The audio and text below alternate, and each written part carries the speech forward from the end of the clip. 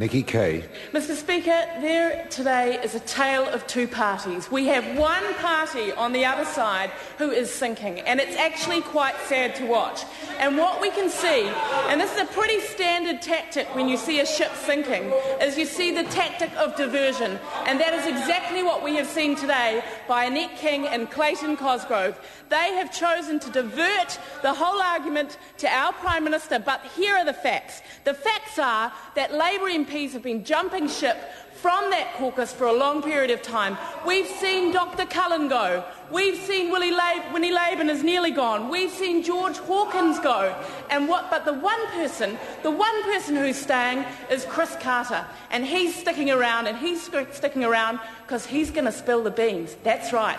And what he's talking about is what I am calling the Save Labour 17. And I actually can hear right now some people clicking away and creating a Facebook page called Save Labour 17, because I can tell you on that list, and we've done the numbers here, when you start to look at the number of MPs that would be in that list, the fact is, you've got the numbers. Anyway. The reality is it's not actually 17. There are actually 18. There are actually 18 on that list, because one of them is munching a bagel in New York as we speak. So there are actually 18 members on that list. But what we see is a tale of a party that is in absolute disarray. And I couldn't believe it when Annette King stood up today and said, "What is leadership?" Well, Annette, I'll tell you, you are asking the exact question that is being asked in the offices of all of your MPs right at the moment. And the irony was incredible. The irony was incredible that she chose to give a speech, because she clearly was posing the question out loud about what is leadership. And it sort of shows you, if the deputy leader needs to ask that question out loud, what is going on with the Labour Party?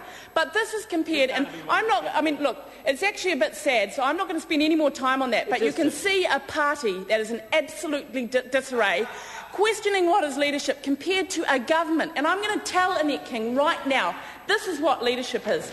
Leadership is leading the biggest tax reform that our country has seen in a long time.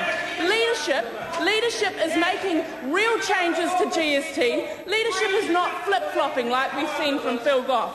Leadership is about funding over 3,000 new university places to help those young people at the moment. Leadership, and as I said before, leadership is actually about changing a country which was absolutely laden with bureaucracy to a country where we have real frontline public services. Leadership is about making changes to the Resource Management Act so we don't have thousands of New Zealanders having to spend time and money in bureaucratic processes. Leadership is about saying it's not actually fair in this country to allow people, 1 in 5 kids, to leave school not being able to read and write. So what you see is a government that is changing and making real change to New Zealand, both in education, in the economy, in health, in the environment, versus a party that sadly is completely imploding.